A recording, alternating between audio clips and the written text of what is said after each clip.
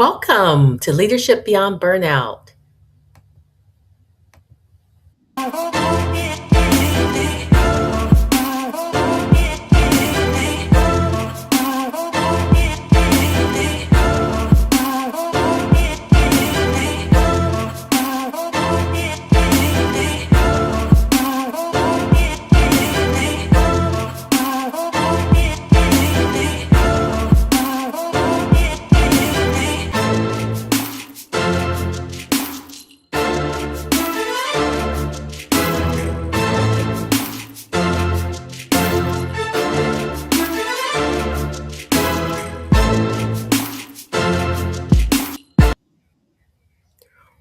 Welcome to Leadership Beyond Burnout. I'm your host, Dr. Kimberly L. Wilson. This is the show for women leaders who are ready to break cycles, reclaim energy, and rise on their own terms. I'm a speaker, therapist, retreat host, and founder of Leadership and Resilience Consultants. So, after decades of service as a Marine, a mental health expert, and organizational strategist, I now help women navigate burnout at the intersection of leadership, life transitions, and legacy. So, now this show is more than stories, it is a solution. Here we explore the real roots of burnout, not just overwork, but over responsibility, outdated roles, and systems misaligned with your power. So, through unfiltered conversations, guided strategies, and deep insight, you'll learn to lead, heal, and succeed without betraying yourself in the progress, because that's what we do often. So, if your organization needs culture shifting keynotes, if your soul needs rest and reinvention, then our Reclaim, Release, and Reset retreats are the thing for you. Or if you're simply craving community where your burnout is seen as data and not deficiency, you are in the right place. So here we stop normalizing exhaustion and start designing a life and leadership that fits you. This is Leadership Beyond Burnout. Let's begin. So quick note before we dive in. If you're listening to this thinking, this is me. Phoenix Rising and my retreats are where we actually do a lot of this work together with nervous system support, boundaries, and real life practice. So let's dive in now. So today's show is entitled, Where Are You Overfunctioning in Your Life? So after our last two conversations, I really needed to ask the harder question. Not just where did you leave yourself, but where are you still abandoning yourself in real time? Because if you're honest, you're not just tired, you're overextended, over responsible, over functioning, and the part that no one wants to really say out loud, some of what you're carrying was never yours to begin with. You're carrying other people's stuff.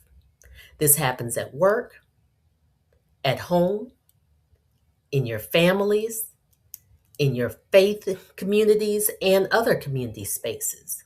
So today, we're going to name exactly where you're overfunctioning and what it might cost you if you continue to live this way.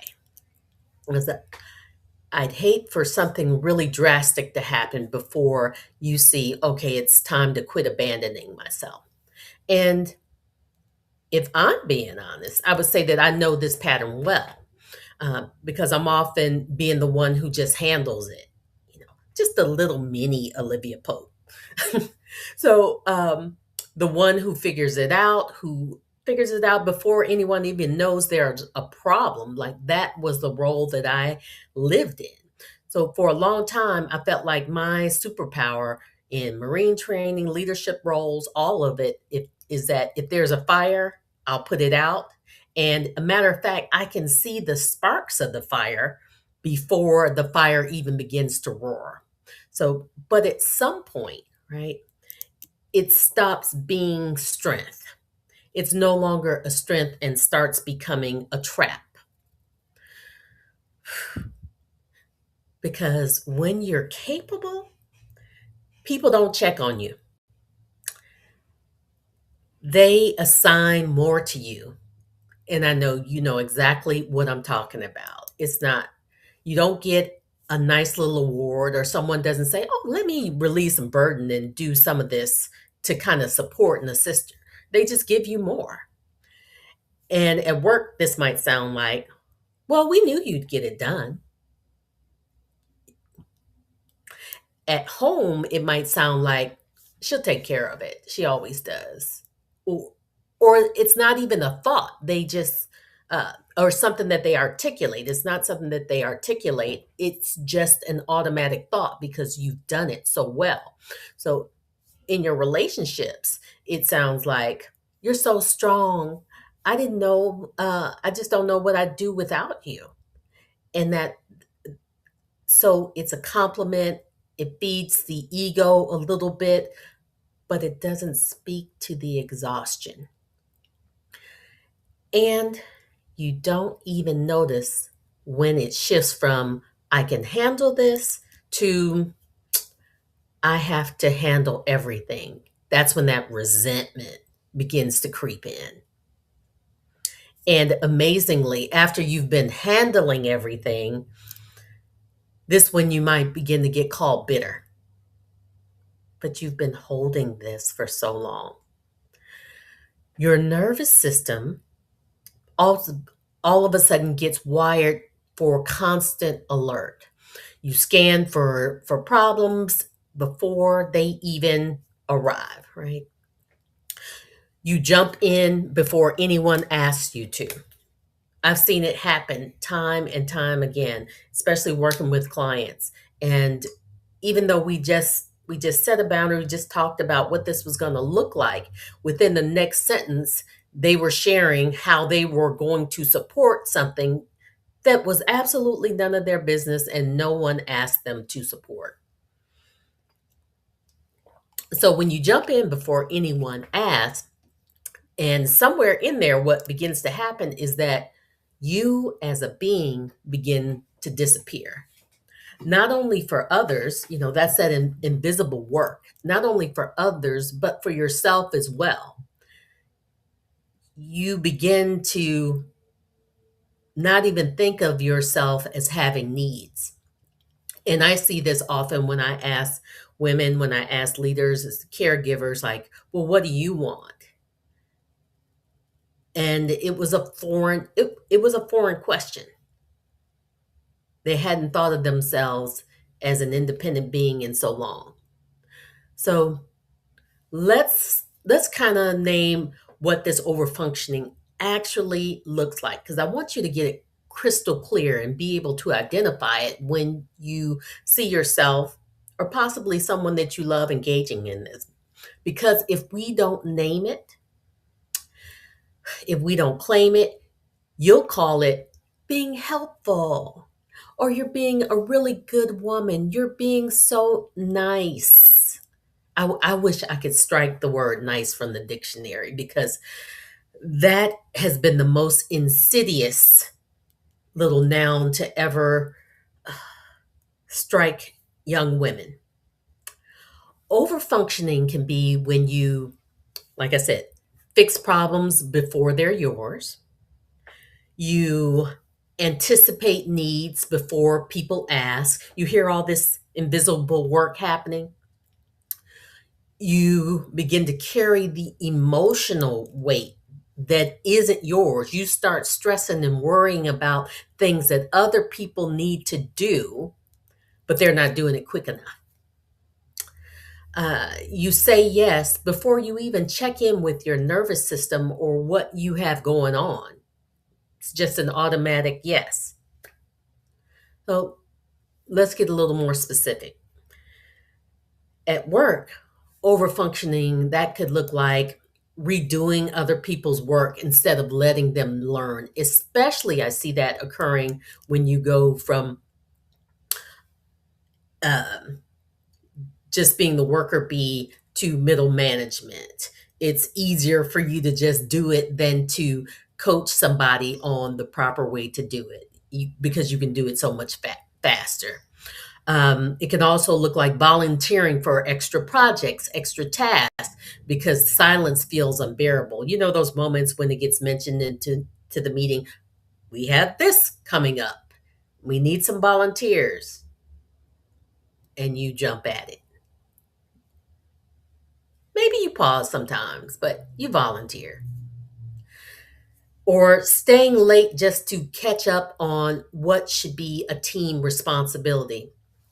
I talked to a young Marine officer today, and he's kind of known for overworking. And when we talked about some of the impact of this happening, and it was just a casual conversation, he talked about a lot of intestinal medical distress that was going on, so much so that it's going to end his ability to be able to retire at the time that he thought he was going to retire. It is shortening his service. Uh, so, not even just the inconvenience or the othering that occurs in the invisible work, but having that actual physical toll, not only on your nervous system, but your biologics as well. It could be staying late to catch up on. Well, I already said staying late to catch up on the team responsibility. What else? At home, this could look like over functioning with being the default parent. Even with adult children, you're still parenting them as if they're in middle school or high school, or managing everyone's appointments, their emotions, or the social calendar. Like you probably ask everyone to look at the family calendar that you curated, cultivated, and update. Still calling doctor's appointments for very grown adults. Jumping in your extended family or your faith community, it could look like being the one who organizes everything, volunteering for this committee or that committee, taking every phone call, every crisis, even when you're depleted, because they need a little advice and you want to be there for them because it requires that you be of service. So saying yes to serving because who else is going to do it? You've always done it, even when you're absolutely drowning. So when we look at this, here's the deeper issue though. Over functioning, it creates under functioning around you. If you are doing too much, it allows under functioning for others. Let me repeat that. When you overfunction, others underfunction. Marine Corps, we used to call that skating. The more you rescue, the less they initiate. They don't develop those muscles or that skill set because you're always jumping in. And I know when I say always, some of you may be thinking, well, not all the time. I don't do it the vast majority of the time. And I don't say this in a way to chastise because I'm just hearing myself now.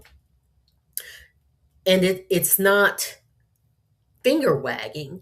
It is helping you to see what's right in front of your face.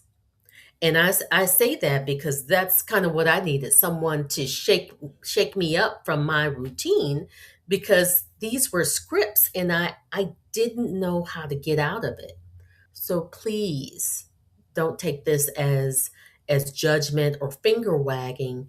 It's my opportunity to say, please look at this. So I feel so passionate about it, and I just realized I may feel as if I am preaching, and I definitely didn't want to do that. So let's talk about that over functioning and under functioning. The more that you predict everyone's needs, the less they have to ask for themselves. It robs them of the opportunity to gain new skill sets, and you're exhausted and they're dependent. And I have to admit that sometimes when people are dependent or you're indispensable, that that feeds the ego. It feels good, and sometimes we think things can't function without us. But we've seen time and time again that when there's a void, someone steps in to fill it. Just most of the time, it happens to be you or me. So you begin to resent them for not stepping up because you know they have the capacity, but they won't do it. Because why bother if you're going to get it? So they don't even realize that there was a space to step into. So this is why you feel stuck a lot of the time, because your exhaustion isn't just about effort, it's about patterns. And that's what I'm hoping to really shake up and help you to recognize some of these patterns, because patterns that protect other people's comfort at the expense of your health is not a pattern that we want to continue to repeat. We want to disrupt that pattern. Um, so here's what your workday could look like. I don't want you to just nod along. I want you to begin to witness your own patterns, to begin to become a master observer of your actions. And you can start with a little question like, where am I doing more than what is required? Let's repeat that. Where am I doing more than what's required? At work, am I taking on tasks that aren't mine because I'm afraid that I might look difficult, that I'm not a clean team player, that I'm not cooperative? At home, am I doing things that my partner, kids, or other adults are completely capable of doing, uh, but you just do it because you need your rest, because you can't tolerate watching them struggle. I know a lot of times for me, especially with visual clutter, it's like, let me just get it because it is disrupting my peace. So we make up all these narratives of why we have to do it. Your observing in church or with family could be, um, am I the automatic yes, no matter what's asked? Just because I'd rather exhaust myself than feel guilty that other people have to put themselves out. I'd rather exhaust myself than have someone else put themselves out and feel guilty about that.